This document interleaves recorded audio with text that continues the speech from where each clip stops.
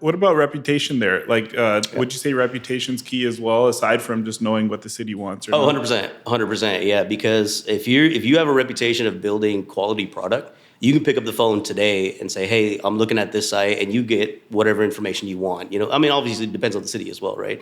But they'll be more willing to work with you on providing information and giving you a better picture of like exactly what they want.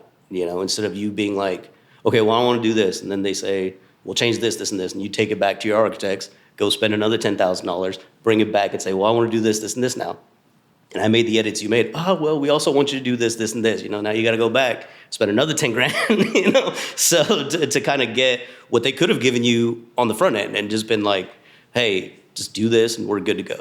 So I think reputation definitely does play a big, big part in that. So That makes sense. So early on, you realized that politics matter.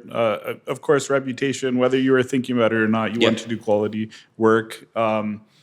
That first gas station, you viewed it as a one-off type of deal, right? Yep. You used it as, number one, you had to build it, but then two, you learned the construction business a little bit. Is that where you said, okay, I want to continue down this development path? Or were you still kind of leaning towards residential real estate and some of the other things you were doing? No, I mean, even when I started on the residential side, it was like, I knew I didn't want to do it.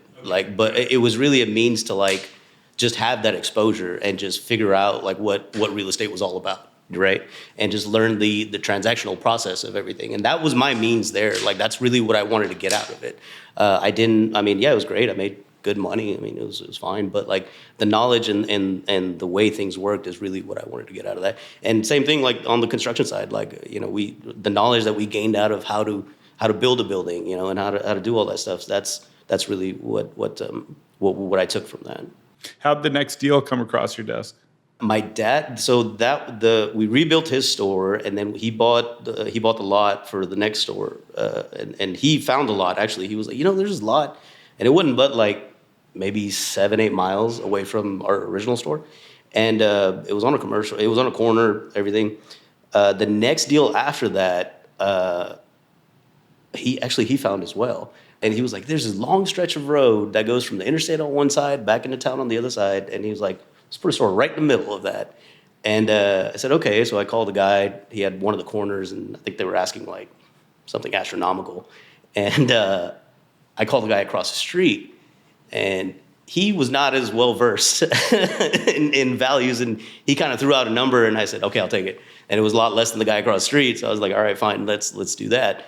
And so we did that deal, and it worked out. And then, we had to do another deal. It was a very long stretch of road with like a bunch of red lights. So we were at that point where it was just like, okay, let's just build them all, like from one end to the other, And so that's kind of what we started doing.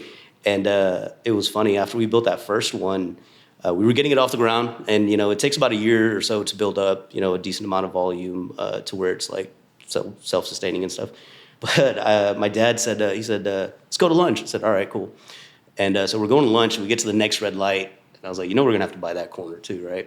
I was like, it's too close to our other store. Like if we don't build it, somebody else is going to build it. And he just blew up. He was like, you can't buy every corner in the world. What are you going to do? Blah, blah, blah, blah, this, that. Didn't talk to me for like a week. And then he calls me, and he's like, hey, did you call that guy about that corner? I said, yeah, I did. He said, I bet he wants too much for it, huh? I said, nah. I think it was like $6 a foot or $7 a foot. And he said, man, that's pretty reasonable. See if he'll sell it to us for $550 or something like that. He threw out a number, and I was like, that's fine. So we were able to make that deal. And that was the first deal where we actually employed a retail center aspect with the gas station. So we bought, I think it was about 3 acres. And it wasn't planned. The guy that was selling it, he said, look, I only want to sell up like a minimum size of about 3 acres. So I said, okay, well, we'll build a strip center next to it. So we actually built a lease space combined with the store that we did before that from the red light. And it didn't do too well. The lease space was very hard to lease out. Being next to a gas station was actually a deterrent to quality tenants. At that time it was, you limit yourself to like, you can get a QSR, you can get a coffee place, you can get Starbucks or something. Maybe if you're lucky. If you got a lot of volume, you'll get a Starbucks. But it's very limited what you can put into a combined building with a C-store. So at this one, I split it up. We built a 12,000 square foot center, and we put just a road between the two.